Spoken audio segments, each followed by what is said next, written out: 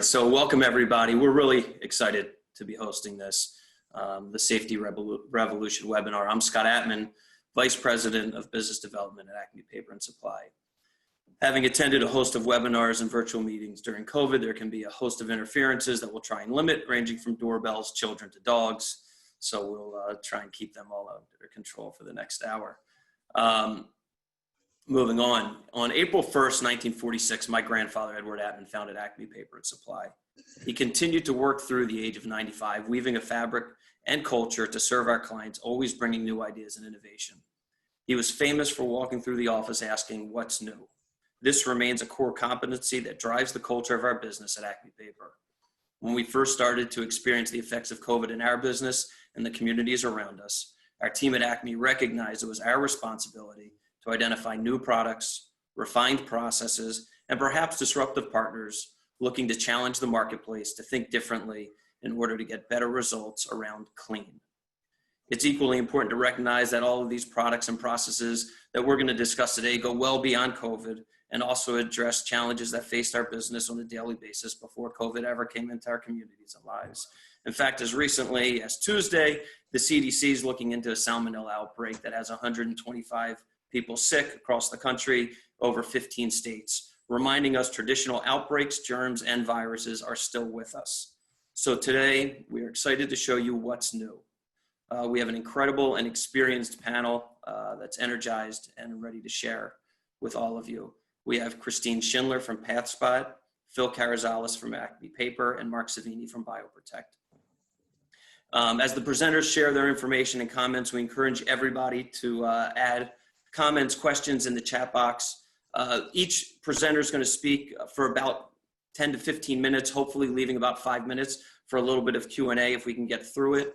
If we can't get through to the questions, because I want to be respectful of time and let everybody get back to work at 11 o'clock this morning, we'll capture all those questions. We'll get them back to everybody, and we'll email you with a list of questions and answers for everybody to reference that's attending the webinar today. We figured it's a good way for people to capture more information and hopefully have some of those FAQs answered. With that, of course, if you want to learn more about any of this following the webinar, please feel free to reach out to your customer service person, your sales rep, or just email us at Acme Paper at info@acmepaper.com. Again, we'll follow up with all of this information so you have someone to reach out to. To kick things off, we have Christine Schindler, CEO and co-founder of Pathspot. We are really excited to have her with us today. This is an organization that is bringing technology and accountability to a process that is critical for our business, which is hand washing.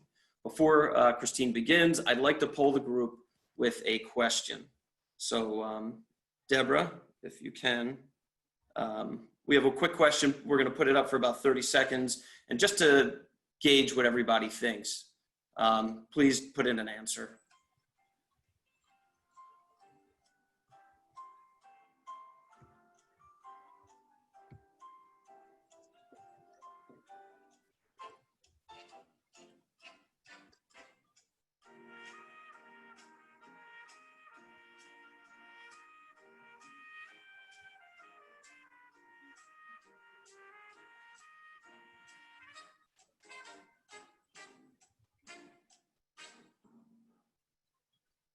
All right. So what percentage of restaurants are in compliance with FDA food code for hand washing? Christine, I'm going to hand it off to you. You can jump on this and take the reins. Excellent. The answer, and I'll go through this in my presentation, is less than 25%. So those of you who answered the two bottom components were the closest. And I'll talk a little bit more about that as I dive into the current state of hand washing. Really excited to be here with everyone. Thanks so much, Scott, for having us. I'm going to pull up my presentation right now. Give a thumbs up if you can see my screen. Excellent. Well, a little bit about my background before I dive into what we're doing here at Pathspot. I'm a biomedical engineer by background with a passion for public health. I actually started my career living and working in the developing world, building low-cost medical tools and technologies for obviously very resource-constricted settings.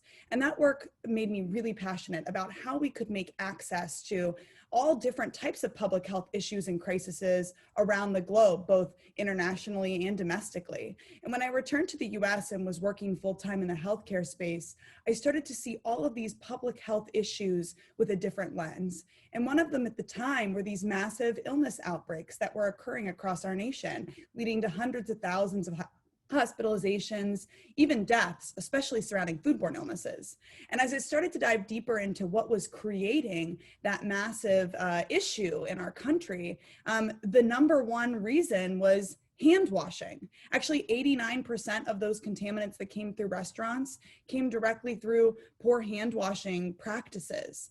And I felt like there had to be a more technical solution to this problem. As I've dove in deeper into hand washing, and I know everyone has thought a lot about hand washing and hand hygiene over the last 3 months, but I've been obsessed with hand washing for the last 3 years, ever since I saw that statistic and many more. Actually, the recommended concurrent number to be able to have the utmost highest level of hand hygiene that's required is around 9 hand washes an hour. In FDA required food code, they only require around 1 hand wash an hour, and less than 25% of restaurant hand washing practices are in compliance with that. We also see that the quality of hand wash is not meeting what's needed to be able to uphold that level of sanitation. And when we talk about gloves, the compliance rates only drop because people feel more confident in their own personal hygiene, but it isn't protecting other restaurant employees, other food service workers, or the end customer. So why still is our current best practice solution these signs we all know? Employees must wash hands before returning to work. The biomedical engineer in me felt like it was time for a technical solution. And so I started to create one. At the time, I sold my car and bought a 3D printer and started making prototypes in my apartment bathroom on nights and weekends. But Pathspot has come a long way since then. Now, 3 years after being founded, we make this system. It's a kiosk-style device that mounts on the wall next to hand washing sinks. And right after employees wash their hands, they can put them underneath the unit, flip them over, and it instantly pops up on the screen and lets them know if they have any contamination present. It's really easy to install. The whole process takes less than 10 minutes. Essentially, you get the system and a mounting bracket, signs and information to tell the team about what's happening from a Pathspot perspective and why you're using this product to be able to create and uphold sanitation and create a food safety culture across the establishment, as well as a dedicated account manager that helps you get up and running from the very first minute. And the way it works in an establishment is it's mounted right next to the hand washing sink. So every time someone washes their hands, and we put this in at the end of the hand wash process, it's not a replacement for hand washing. It's a verification tool to make sure you washed correctly and fully. So right after someone washes and dries their hands, they put them under the unit to have their scan process. This is what it kind of looks like in a restaurant environment. You can see it just fits right there, right next to that paper towel dispenser. And if any contamination is detected, the team member is just notified that they need to rewash and rescan their hands to correct the risk. You know, we see contamination happen all the time. It's very common. This is something that we want to be a positive indicator of that contamination so that you just get a quick result. And this whole thing, the whole scan takes less than 2 seconds. So you either get a green, go back to work, or red, rewash, rescan within 2 minutes. And if an employee doesn't come back and rescan within 2 minutes, then management can be notified that there's been a breach of contamination.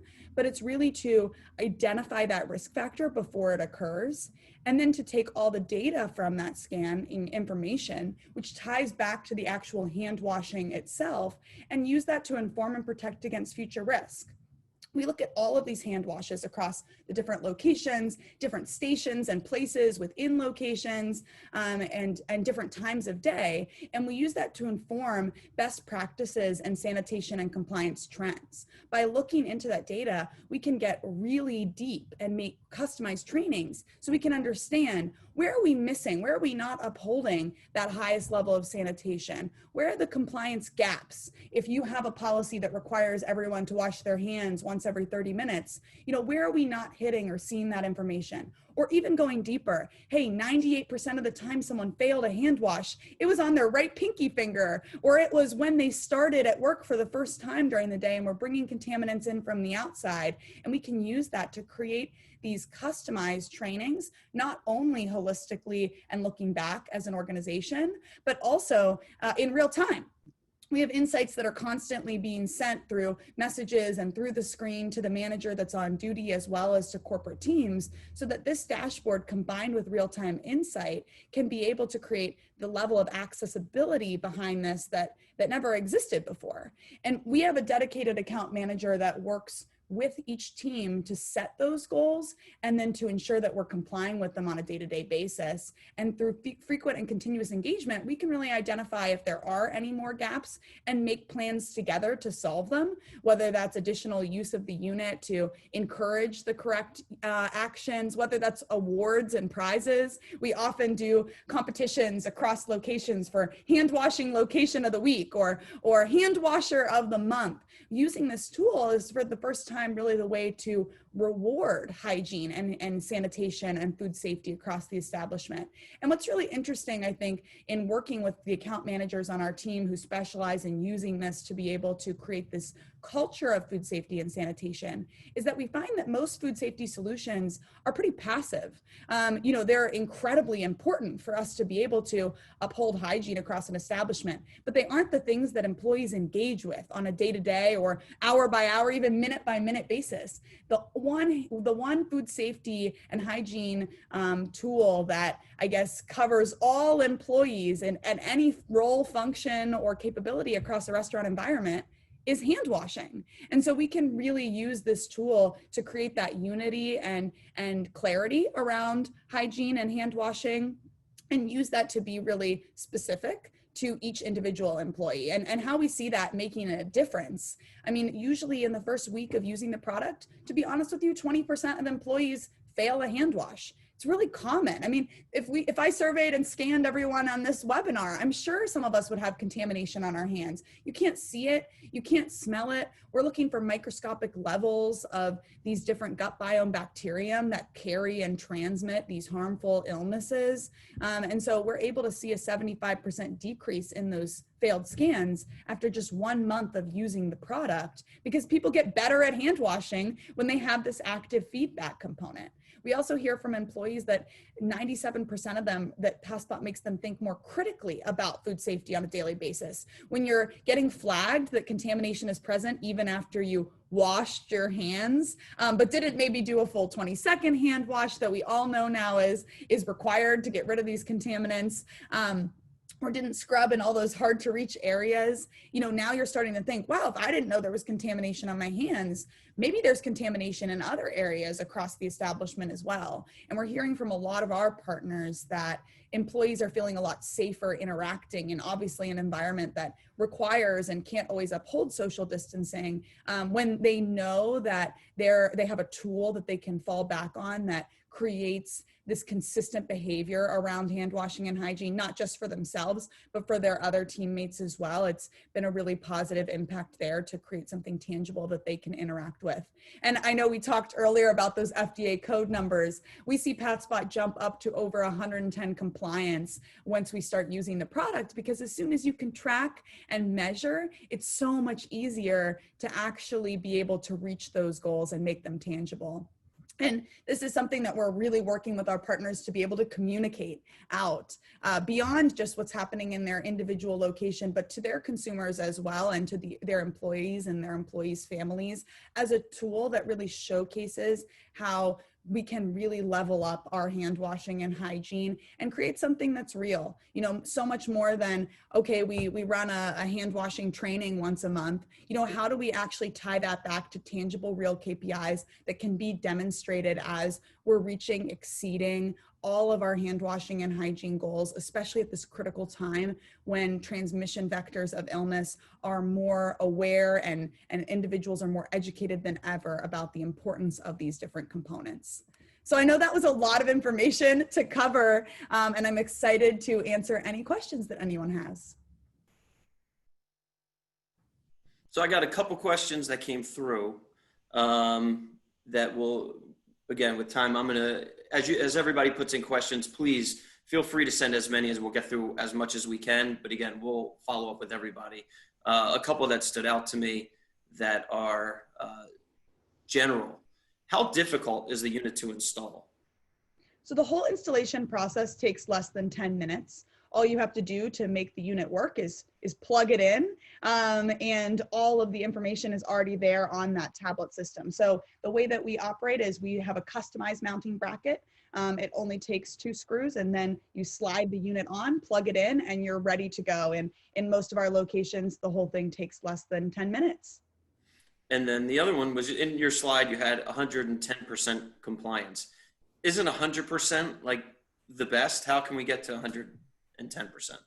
The best thing that we can do is encourage the right number of hand washes that get us to the stage where we are ensuring that there's no gaps in sanitation processes. And the FDA has, a recommended at least 1 hand wash per hour per employee that's on shift. But sometimes some employees are going to need to wash their hands at least 2 times or at least 3 times based on the number of times they're leaving or running to the restroom. And so by getting over that number, you're accounting for those individuals that have above average need in a restaurant or a food service environment to be able to meet those requirements. Great. Thank you. Thank you, Christine. I've been passionate about Pathspot over the past couple months as we've been speaking. And I think it's a disruptive technology. I think it's something that can really be a paradigm shift for all of us, the way that we look at that.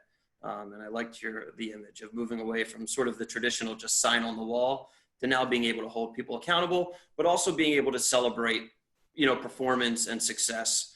I think that's something that drives morale for all of our businesses as well. So thanks again. Thanks, as we move to our next presenter, we move from hand hygiene to the cleaning process. Before we jump in, I'll throw out our next poll question. And Deb, you got it?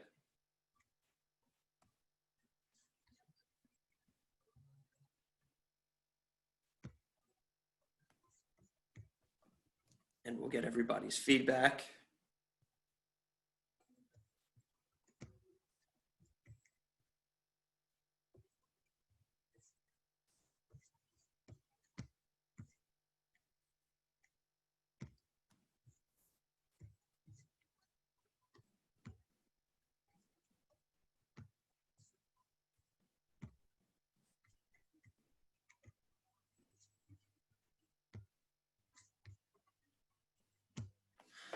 So I think this question, as we get into, as we look for COVID and watching the world change a little bit, there's my first doorbell ring.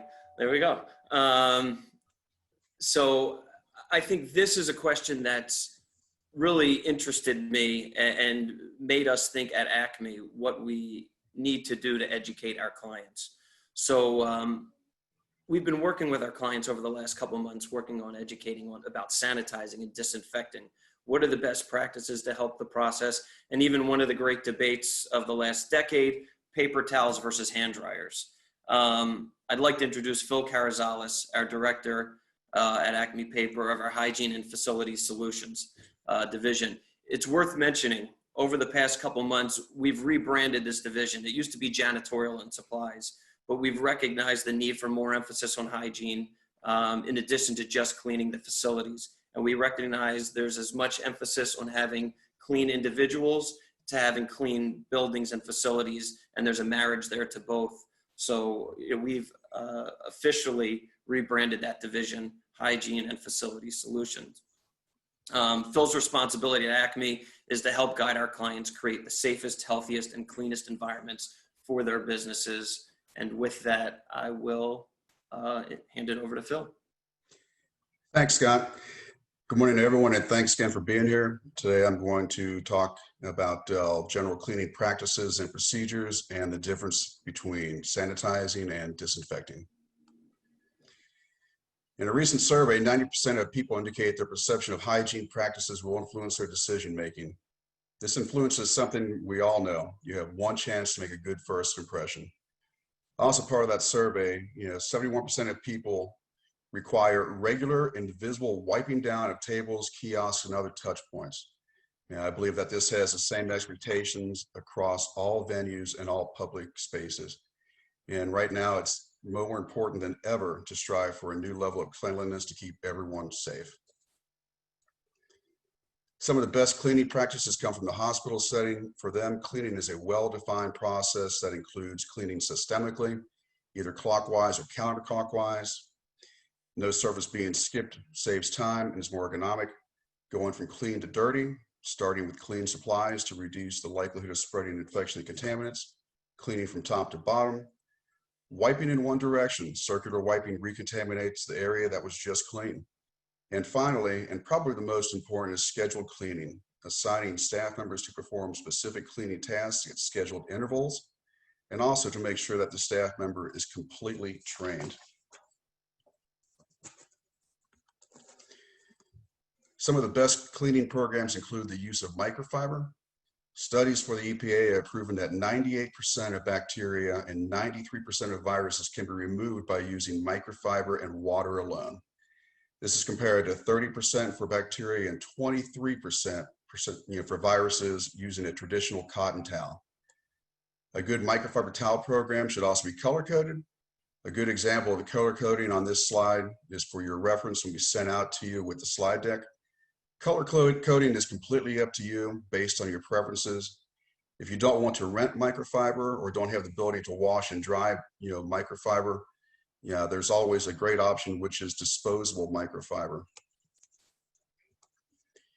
If you already have a microfiber towel program in place, an easy 8-sided folding system will ensure that every single time you use clean microfiber. The proper folding and unfolding method are the picture below, and will also be included in the slide deck that we send out to you for reference. And the mopping, there's also a way to mop, which is a figure 8, best way to prevent recontamination of a cleaned surface. Some of you have probably seen this bucket and moppet system. The traditional one is on the left-hand side. A split bucket system, which is a great alternative, has 2 separate components to it, which is a clean water and a dirty water section to it. And it's great for cleaning and preventing recontamination. Sanitizing versus disinfection. Sanitizing reduces the number of germs on a surface by lowering them to a safe level according to the public health standards. However, sanitizing does not kill viruses. Disinfectants are EPA registered and designed to kill 99.999% of specific viruses and pathogens. Bathrooms and other high-touch surfaces should always be disinfected to reduce the possible spread of disease. Typical dwell time for disinfectants are usually 5 to 10 minutes.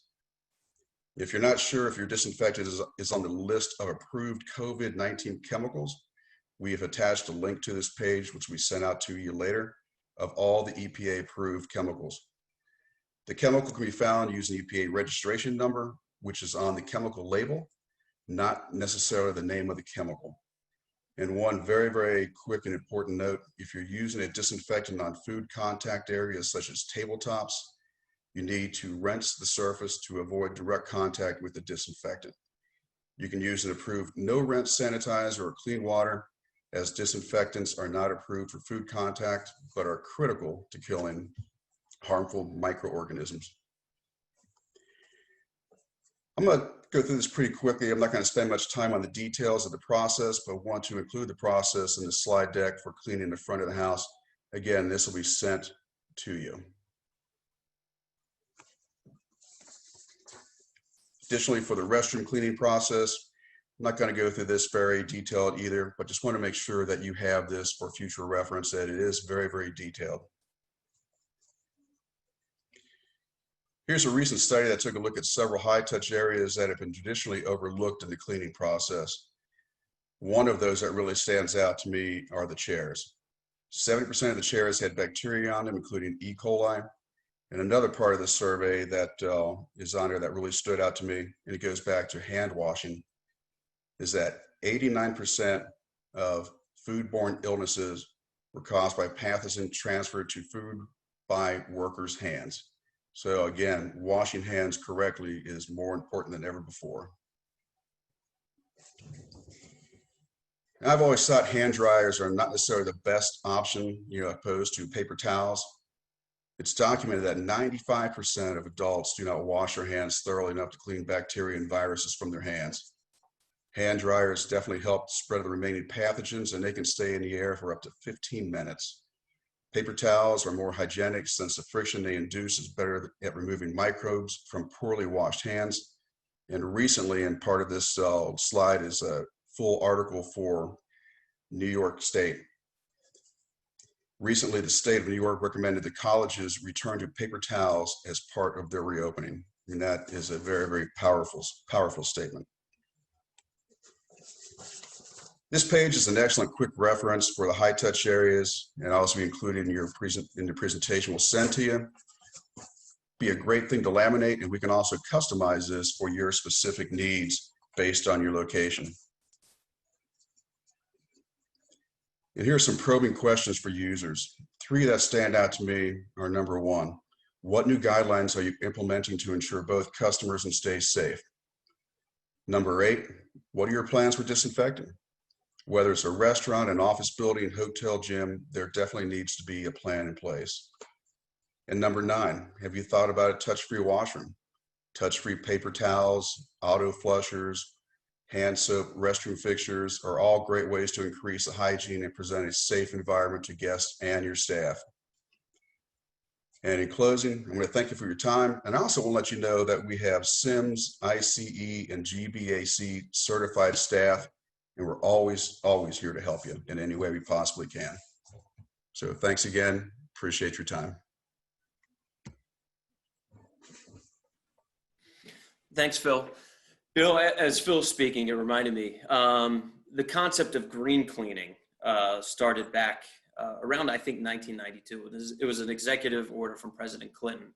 And the definition of green at the time was to do something better for the environment than what you're doing now. So if you were just using bleach to clean everything, find something less harmful than bleach, and that was considered green. It was before third-party certifications and before all of these new technologies and raw materials that we have today. It's sort of the same idea here, I think, as we attack cleanliness and even all the things that we're discussing. If you can take away one element of the things that we're discussing today to improve your facility, it's cleaner. It's cleaner for you. It's cleaner for your employees. It's cleaner for your students, your guests, your customers, whoever it is that's coming through your facility. So I think I'd urge everybody, what are the easy steps that you could do just to make things just a little bit better? Imitation is the best form of flattery. Our hygiene and facilities solutions team works with healthcare and hospitality, and we work with some incredible organizations, and we learn from them just as much as they learn from us.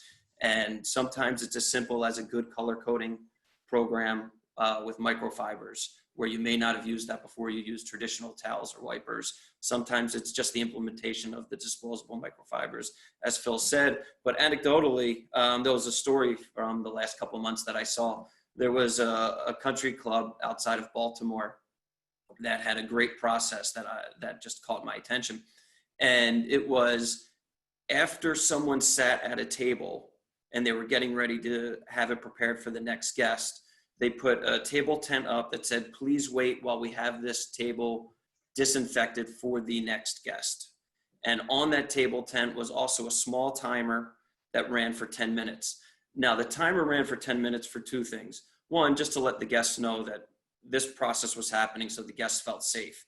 Additionally, as we talked about in the poll, and as Phil went over in the conversation and in his presentation, that disinfectant needs to sit for 10 minutes.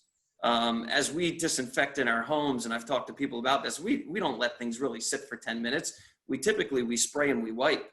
So to take the extra step and to have that checks and balances for an operator to make sure that their staff is letting those products sit for 10 minutes is so critical to really making sure that your environment is truly safe for your guests, your employees, and the people coming through. And the other thing to keep in mind that I think is relevant, especially this week as we have these extreme temperatures in the region, is if you're in an outdoor space, just spraying the surface when it's 106 degrees outside may not be enough. That may dissipate pretty quickly. So you may need to really get that surface damp if it's an outdoor space, so that disinfectant has time to sit before you wipe it down. But again, good things to consider, think about, and take home with you. And again, please reach out to us for any direction or help with any of your processes, and we're happy to guide you through that. We're going to turn the table. We're going to have Mark Savini join us from BioProtect. Mark and BioProtect have another really disruptive technology, something that changes the way that we think about cleaning. In one of Phil's earlier, in one of his earlier slides, there were 3 steps. It said clean, sanitize, and disinfect. There's another step that's available to us, and I think it's something that changes the way that we may be able to think. It may change the way that we operate, and it may change our vision on what safe feels like when we're inside a business, and that's the step of protection. So we have a poll question that we'll throw up. This is our last poll question for the day.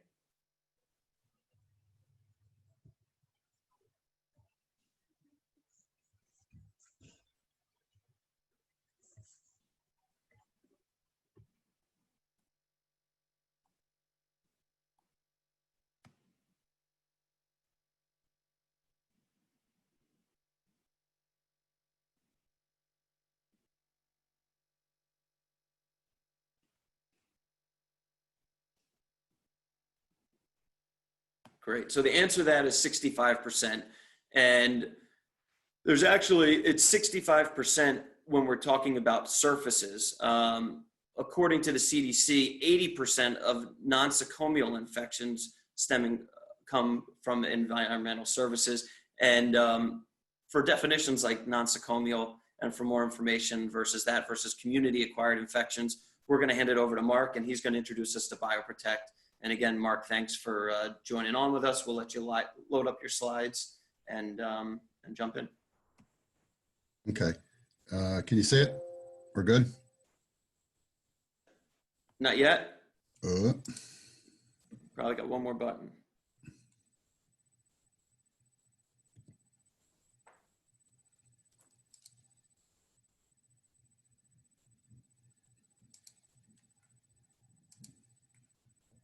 There we go. Good. Perfect.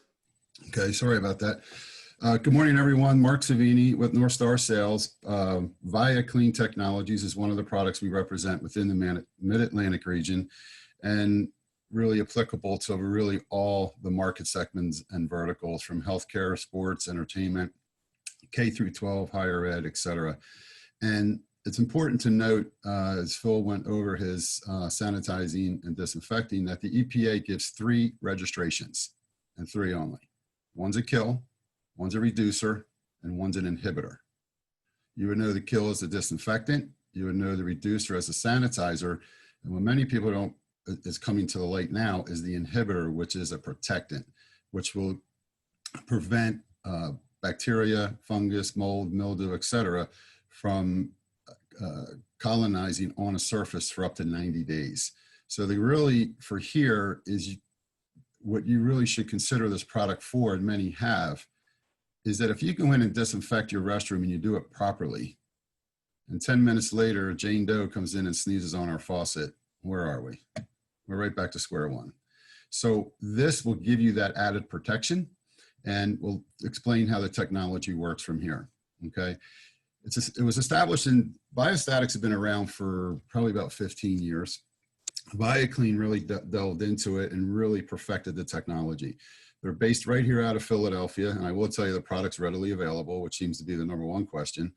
And it basically sprayed onto a surface, again, will last up to 90 days. So it's a patented revolutionary antimicrobial product, creates the microscopic shield on porous and non-porous surfaces. I like to say any water-safe surface. You can use it on electronics too, but we'll apply it in a different way. And then it lasts up to 90 days after cleaning, even for surfaces that post-treatment were immersed in water. That basically means if you're in a patient setting and you're cleaning a hospital bed with bleach, this won't come off. And remember, you're only applying this 4 times a year.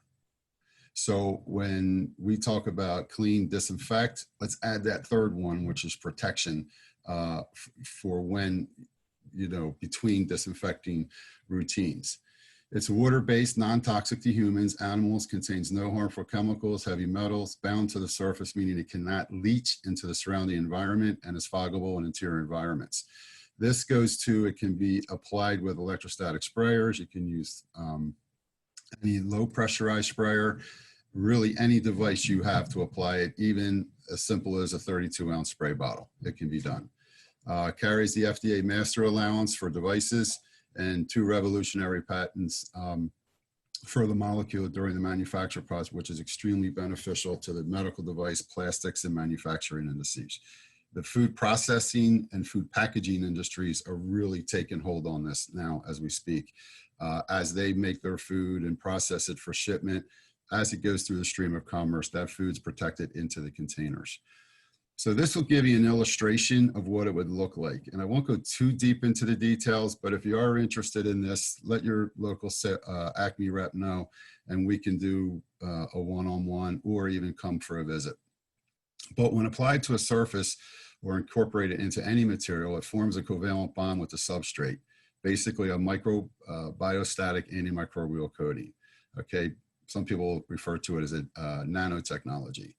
And what you're seeing here is basically what it would look like under an electron microscope. So down here would be a nitrogen atom, which is highly positively charged. All your microbial activity and soil loads are negatively charged. So what's going to happen if you clean and disinfect and Jane Doe comes in and sneezes on that faucet, the contaminant in the discharge will fall down onto one of these spikes and be pierced. Okay, it'll pierce basically a little bit of electrocution takes place between the positive and the negative, and then metabolic disruption and eventually cellular death. Healthcare preventionists really like this product as they learn more about it, because there is no leaching of any quats, ammonias, phosphoric acids, or even the residue from the microbial activity itself, whatever pathogen that might be, a bacteria, a virus, etc. On the right side here, you're looking at what it would look like under what a surface would look like under an electron microscope. It's almost like falling into the Grand Canyon here, where it has no chance to colonize or mutate. This over here would be a surface that has not been treated with BioProtect. So again, just spray or fog it onto a surface from a bottle or a sprayer. It's as easy as that. No rinse is required. You want this to air dry. Do not wipe it off. We could talk about microns and sprayers and things of that nature more in detail later, but just in the interest of giving you the perception of the conceptual idea of how this works, this will help us get to the tangible. It comes in ready to use, which we put here, but it also comes in a concentrate, which can be diluted for larger areas. Again, without reading through all of them, it's water-based, ready to use, non-leaching, etc. And I think down here is what people really like to see, is it covers about 750 square feet per quart, depending on the device that you're using. Some devices can get you further, some not so far, but if you're using regular 32-ounce spray bottle to apply, believe it or not, we count it, you can get 700 sprays out of a quart spray bottle on mist.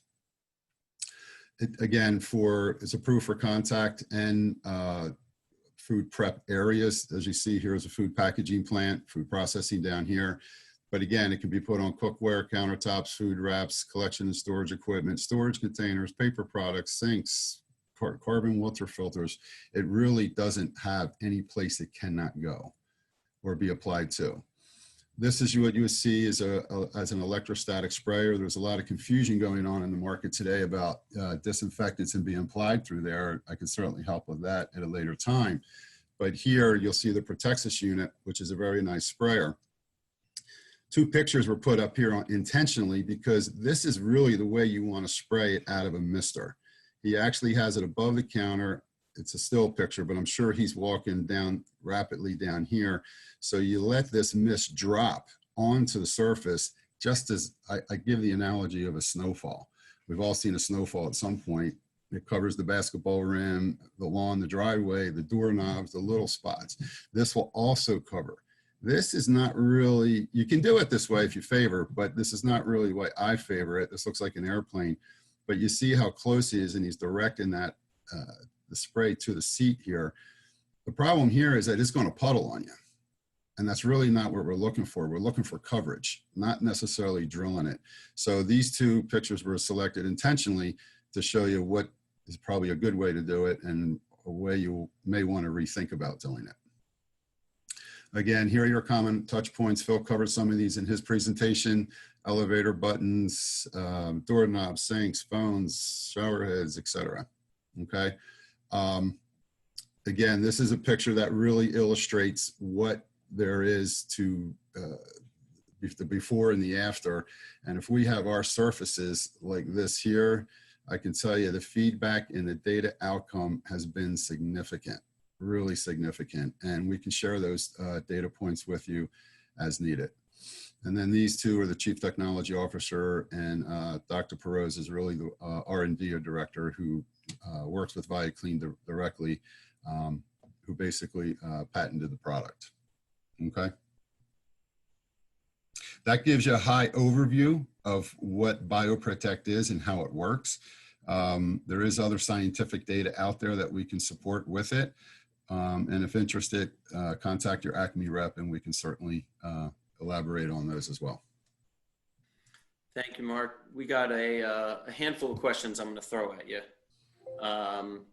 So the first question is BioProtect protecting against bacteria only or viruses as well, such as influenza and COVID? Okay.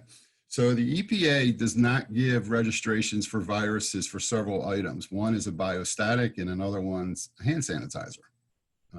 But yet CDC recommends us use alcohol-based sanitizer as well.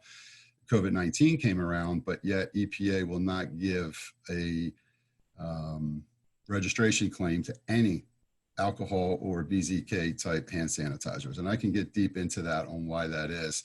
And they don't do it for biostatics. Now, interestingly enough, there are some data out there that took place in other areas. Now, we have to be careful with our EPA because they are, they're our guidance. Okay. So we have seen very good success against the virus in the setting since we started with this about a year ago. And then with COVID-19 came around, in some of the patient settings, we have had, after cultures, we have seen it not come back on the environmental surfaces. And we have data to prove that as well. So the EPA is doing what they're supposed to be doing, which is good. We're in compliance with them. But at the same time, we have seen the eradication of the viruses on the surface when using your normal frequency of clean, your normal frequency of disinfecting. We don't want to stop that. And this BioProtect gives you that added protection on the end. Another question that a few people have asked, and you can expand on this, Mark, because I know you do often. The initial question is, will sanitizing or disinfecting remove BioProtect? But you'll always speak about friction and how that all works. Sometimes we'll use the analogy of, dragging a pot across a table. But if you can elaborate on that a little. Good question. It's a very good question. Yeah, that's the first question a lot of the prevention is asking within the patient setting, because they, C. diff is a real big problem. And they use a lot of, a 6-to-1 dilution of sodium hypochlorite, which is bleach, to try and kill the, the bacteria before it forms into a spore. And it will not take it off. Scott is correct. The only thing, once this is applied and it's air dried onto the surface, it what we call polymerizes. Think of super gluing it to the surface. The only thing that will take it off is really intense friction. Okay. So as Scott said, if he and I were sharing a dinner and sliding casserole dishes across the table or salt shakers, that's not enough to take it off. Kids in a school with books, no. Microfiber wipes with bleach, no. Taking a high-speed burnisher down a hallway on your floor, that would probably remove it. Okay. So it's really the friction that will do it more than anything else. Another question was, and I'll elaborate on it. The question was, did you say cookware? But additionally, I think everyone may understand from this that we can work on most hard surfaces. But can you also talk about cookware and maybe even soft surfaces as well and where that's been applied? Yeah, I think I saw someone say something about laundry. So yes, you can apply this to anything. Just be careful with the electronics because it's not the chemical that will hurt it, it is the water. So the cookware can be applied to, okay? It won't take it off unless you're really taking that Brillo pad inside and cleaning out that pasta that might have stuck to the side of the bowl, okay? But as far as textiles, yes, you can actually put this in your laundry where it will permanently affix into the woven of your textile. We have done that for some long-term care centers where they have it for that. But yeah, cookware, flatware, stemware, any type of food service, it's perfect for your food service applications. Run it through the low temp, put it back in the dishwasher or whatever it may be, and you're fine. It won't come off. We're starting to see some of the manufacturers on the food service side that make flatware embed it into the flatware, even in production now. Over the last couple of months, we've seen that starting to hit the marketplace. And then a couple questions here, if you just want to elaborate again so everybody's clear. There's a couple questions about the best way to apply it. Do I need a electrostatic sprayer, or does just a trigger sprayer work? If you can elaborate on that. And then the other question is behind that, if you could just clearly describe one more time the process of, let's say, cleaning, disinfecting, and then the BioProtect, how that works, and maybe a little bit of the importance of each step. Okay, excellent. Okay, so for the sprayers first, you can use any sprayer. So every disinfectant, many of you probably know, is an EPA registration, and on that label, it will tell you what that chemical will kill as far as pathogens concerned. The EPA also puts out an establishment number, which tells you what devices you can use with that disinfectant or sanitizer or cleaner. So when you get to the BioProtect, you can use all of them, okay? They're approved at every level. So you can use your regular 32-ounce spray bottle, a 2-quart pump-up sprayer, a 2-gallon pump-up sprayer, a battery-operated backpack sprayer. There's one that I've been working with that's a 15-gallon sprayer that, for school buses with a 100-foot hose, you can use it with all of them. There really isn't any sprayer that you can't use with. The one thing I would tell you to look at is what your droplet size are. I like the mist because of coverage and smaller droplet size, which means it would dry faster. Okay, this is not a disinfectant. I'll repeat, this is not a disinfectant. So you're not concerned about dwell time. Okay, what you're concerned about is coverage. So when you apply this as a mist, that's where you'll get your coverage over that tabletop. While Scott talks about the table tent ticking down, if they had that on there, they still want to wait their 10 minutes, but they have that added protection behind them. Okay, so any device can be used with this that's in the normal stream of the EPA establishment numbers. Okay. As far as the processes goes, you still always want to clean before you disinfect, okay? Because you really want to remove the visible soil load, as your EPA label will tell you, before you apply the disinfectant. And Scott made good points earlier. Some people spray and wipe, and that's probably not the best application. In fact, we know it's not. So really what we're trying to do is to remove. Okay, we really want to remove a lot of that, and you will get a lot of microbial removing during that cleaning process. It doesn't mean you killed it because it's still in your cloth, okay, but still you have removed it from the table. The disinfectant thing comes back on top of it with a mist and a spray, and let that dwell for whatever your EPA master label is telling you that has to dwell on that surface for to kill the pathogens you're out to get, okay? The one thing that I would point out to you is that, the N list is out there, and it's the best thing we have right now. One product only can claim it can kill COVID-19, and that's pretty scary. But we use that N list as what we call surrogates. So the N list is showing you that on that N list, those products can kill an envelope virus. COVID-19 is an enveloped virus. Therefore, for response time for facility managers like yourselves, you're trying to figure out, how do I react to this? So that is why they put out what they call an emerging viral pathogen guidance, hence the word guidance. And they're saying, hey, if you have a product that has a envelope virus kill, you will most likely be able to get COVID-19. And that's what we used during Ebola, H1N1, and some of the other ones that we've had. This guy's COVID-19 stuck around a little longer than most of us care to. So really, we're trying to do that. Now, the one product is out there, did the isolate. Okay, so that's the only one out there that can sit down in front of all of you and claim I can kill it. So the cleaning process is extremely important. Please don't minimize or marginalize that. The disinfectant process, please read those labels and make sure on your envelope virus, it'd be like feline calcivirus or adenovirus or influenza A will probably be a popular one you might have on your EPA master label. If it's on there, then you probably will be able to get COVID-19. Doesn't mean it will, but you probably can. Then after that's, let's say it's January 1st, 2020, and you're going to go clean and disinfect, let's say it's a table in a restaurant, then apply that BioProtect to it. And now for the next 90 days, just clean as you normally would with the frequency of clean and disinfecting as you normally would. And if you can do that, you're going to be very, very happy with your outcomes.